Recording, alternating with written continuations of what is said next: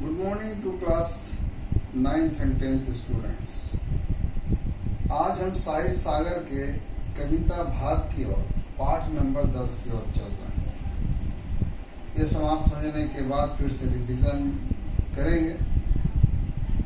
तो आज हम चलते हैं साहित्य सागर के पद भाग पाठ 10 मात मंदिर की ओर। कवित्री है सुभद्रा कुमारी चौहान। पहले कवित्री के बारे में जान लें। सुभद्रा कुमारी चौहान का जन्म नाग पंचमी के दिन 16 अगस्त 1904 को इलाहाबाद के पास निहालपुर गांव में हुआ था। पिता का नाम ठाकुर रामनाथ सिंह और शिक्षा प्रयाग के क्रास्थवेट गर्ल्स कॉलेज में प्राप्त की। वहीं से महादेवी वर्मा कवित्री की मित्रता हुई। 9वीं कक्षा के बाद पढ़ाई छूट गई और सुप्रसिद्ध ठाकुर लक्ष्मण सिंह के साथ इनका विवाह हो गया। बचपन से काव्य के प्रति रुझान था। 1913 में 9 वर्ष की अवस्था में ही पहली कविता मर्यादा प्रकाशित हुई। कुछ दिनों के बाद सत्याग्रह में शामिल हो गई, जिसके कारण जेल की भी यात्रा करनी पड़ी और वह विधानसभा की सदस्यता भी रही। बहुत सारी रचनाएं लिखी। कोयल आराधना, उल्लास, अनोखा दान, उपेक्षा, यह कदम का पेड़, समर्पण, वीरों का कैसा हो बसंत, झांसी की रानी की समाधि पर, झांसी की रानी, ढेर सारी रचनाएं। कहते हैं झांसी की रानी कविता उत्तर प्रदेश के घर घर में गाई जाती है। इस कहानियों के माध्यम से गरीब, पीड़ित, शोषित जनता के प्रति गहरी अनुभूति प्रकट की है। इनकी बिखरे मोती और सीधे साधे चित्र नामक कहानी संग्रह ने बहुत प्रसिद्धि पाई। कहते हैं मुकुल और बिखरे मोती दोनों रचनाओं के लिए इन्हें पुरस्कार भी मिले और भारतीय तटरक्षक सेना ने सुभद्रा जी की सम्मानित करते हुए नवीन नियुक्त तटरक्षक जहाज का नाम उनके पर रख दिया। 15 फरवरी 1948 को जबलपुर लौटते समय मोटर दुर्घटना में इनकी मृत्यु हुई। एक कवित्री का परिचय था। अब कविता की ओर से चलते हैं। व्यथित है मेरा हृदय, व्यथित है मेरा हृदय, चलूं उसको बहलाऊं आज, बताकर अपना सुख दुख उसे हृदय का भार हटाऊं आज। चलूं माँ के पद पंकज पकड़, नयन जल से नहलाऊं आज, मात मंदिर में मैंने कहा चलूं दर्शन कर आऊं आज। सुभद्रा कुमारी चौहान के द्वारा रचित जो मात मंदिर की ओर है, यह कविता राष्ट्र प्रेम से ओतप्रोत है। राष्ट्र प्रेम की ओर दिखाता है। वे कहती है मेरा हृदय बड़ा दुखित है, व्यथित है, तकलीफ है। उस दर्द को, उस तकलीफ को, व्यथित को बहलाने के लिए मैं मात मंदिर की ओर जाऊं। वहां जाकर अपना सुख दुख उन्हें बताकर अपने हृदय के बोझ को मैं कम करना चाहती हूँ। मैं चाहती हूँ कि मैं सारी दुख को बता दूं, सामने रख दूं, जिससे कि मेरा हृदय का भार कम हो जाए। मैं भारत माता के चरण पकड़कर उन्हें अपने नयन जल अर्थात आंखों के आंसुओं से नहला दूंगी, अर्थात उनके चरणों में रो रो कर अपना दुख व्यक्त कर देना चाहती हूँ। जितनी तकलीफ है मैं रो रो करके भारत माता के चरणों में जाकर अपने आंखों से गीला करके, आंसुओं से गीला करके अपना दुख व्यक्त कर देना चाहता हूँ। दूसरा किंतु यह हुआ अचानक ध्यान, दीन हूँ, छोटी हूँ, अज्ञान, मात मंदिर की दुर्गम मार्ग तुम्ही बतला दो हे भगवान। मार्ग के बाधक पहरेदार, सुना है ऊंचे से सोपान, फिसलती है दुर्बल पर, चढ़ा दो मुझको हे भगवान।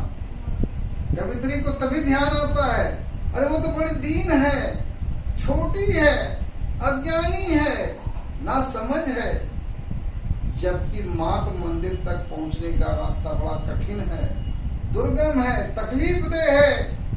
अतः वह भगवान से प्रार्थना करती है, वंदना करती है, निवेदन करती है, उसे मातृ मंदिर तक पहुंचाने का मार्ग दिखला दे, मार्ग बता ले, कैसे जाए वो जाने का आसान उपाय बना दे, अन्यथा उनके बिना वहां जाना पहुंचना संभव नहीं है। उस मार्ग तक पहुंचने में बहुत ही पहरेदार है, जो कि रास्ते रोक कर खड़े हैं, बाधक है। मंदिर के पहुंचने की सीढ़ियां अत्यंत ऊंची है और इतनी ऊंची है कि उनके दुर्बल पैर उन सीढ़ियों पर चढ़ते हुए फिसल जाने का डर है, गिर जाने का डर है। इसलिए वह कहती है, हे ईश्वर, हमें पहुंचाने में सहायता करो, उस मातृ मंदिर की ओर पहुंचाने में मदद करो। ईश्वर से प्रार्थना करती कि उन्हें शक्ति प्रदान करे, जो कि मैं उस मातृ मंदिर की ओर जा सकूं। अब उसके बाद, आहाय जगमग जगमग जगी ज्योतियां दिख रही है वहां, शीघ्रता करो वाद्य बज उठे, भला मैं कैसू जाऊं कहां, सुनाई पड़ता है कलगान, मिला दूं मैं भी अपनी तान, शीघ्रता करो मुझे ले चलो, मातृ मंदिर में है भगवान। कवित्री आगे कहती है कि दूर से ही मंदिर में जलती हुई जगमगाती हुई रोशनियां आ रही है, ज्योतियां दिखाई दे रही है, दिए जलने की दिखाई दे रही है। ये बहुत ही सुंदर है, बहुत ही शोभायमान हो रही है, चमक रही है। मंदिर में वाद्य यंत्र बजने की आवाज भी सुनाई दे रही, जैसे कोई वाद्य यंत्र बजा रहा हो। अतः वहां शीघ्र शीघ्र जाकर के पहुंचना चाहती, जल्दी पहुंचना चाहती हो, लेकिन वहां जल्दी और या शीघ्र पहुंचने का कोई उपाय नहीं सूझ रहा है, उपाय नहीं दिख रहा है, कोई मददगार नहीं है। माँ मातृ मंदिर से आते गीतों की आवाज में अपने तान को मिलाना चाहती है, अपने उसके सुर में सुर मिलाना चाहती है। अतः भगवान से प्रार्थना करती है कि वे शीघ्र ही उन्हें पहुंचा दे, और बिना भगवान की मदद से वो पहुंच नहीं सकती है। कवित्री फिर आगे में, चलूं मैं जल्दी से बढ़ चलूं, देख लूं माँ की प्यारी मूर्ति, आहा वह मीठी सी मुस्कान जगा जाती है न्यारी स्फूर्ति, उसे भी आती होगी याद, उसे हाँ आती होगी याद, नहीं तो रूठूंगी मैं आज, सुनाऊंगा उनको फरियाद। वे शीघ्र जाकर अपनी माँ की प्यारी मूर्ति देख लेना चाहती है, उस मंदिर में जाकर के अपनी प्यारी मूर्ति को देख लेना चाहती है, तथा उनकी प्यारी सी मुस्कान देखने के लिए व्याकुल है। वो शीघ्रता वहां जाना चाहती है, उस मंदिर में जाके माँ की प्यारी मूर्ति को देखना चाहती है। उसकी ये कामना है, क्योंकि इसमें उनमें एक अनोखी स्फूर्ति आ जाती है। अगर वहां जाती है तो पुनः ताजगी आ जाती है। कवित्री सोचती है, जिस तरह माँ को याद करती है, माँ भी अवश्य उसे याद करती होगी। आज जिस तरह से माँ को याद करके बेचैन हो रही है, माँ भी उसे जरूर याद कर रही होगी, लेकिन अंतर ऐसा नहीं है। आज वह माँ से रूठ जाएगी और अपनी फरियाद सुनाएगी, शिकायत करेगी कि माँ तुम इतनी दूर हो, हम आ नहीं सकते हैं, हम बड़ी दुर्बल हैं।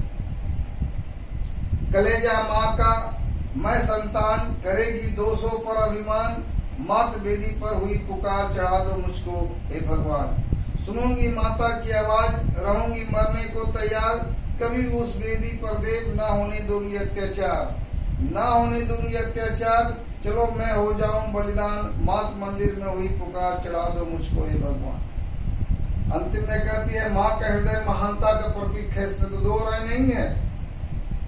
वो अपने संतान के दोषों को भी अनदेखा कर देती है। अगर गलत कार्य किया है उसके संतान ने, उसके भक्त ने, तो वो अनदेखी कर देती है, ध्यान नहीं देती है। क्रोधित होने के स्थान पर भी अपनी संतान पर अभिमान करती है, गर्व करती है, अपने भक्तों को वो ध्यान में रखती है। मातृभूमि की रक्षा के लिए उन्हें प्राणों को बलिदान देने को भी तत्पर है। जब भी मातृभूमि पर संकट आता है, वे अपने उत्सर्ग करने को तैयार रहेंगी, लेकिन कभी मातृभूमि पर अत्याचार नहीं होने देगी। वे अपने मातृभूमि का अपमान और अत्याचार कभी नहीं होने देंगी, चाहे अपना बलिदान क्यों ना देना पड़े। तब कहती है, वे भगवान से कहती, जब भी मातृभूमि की रक्षा के लिए पुकारा जाएगा उस पर बलिदान कर देंगे। कवित्री यहाँ पर देशभक्ति की भावना को लिए हुए जगाती है और बताती है कि ईश्वर की तरफ से उसे जाना चाहिए, है ना, उसकी मंजिल प्राप्त करने के लिए उस मंदिर पर पहुंचना चाहिए। यह था कविता का सारा, और इतना ही। आपको नेक्स्ट डे होमवर्क मिलेंगे, तब तक घर में रहिए, सुरक्षित रहिए, सोशल डिस्टेंसिंग का पालन कीजिए, मास्क का निश्चित रूप से प्रयोग करें। Thank you.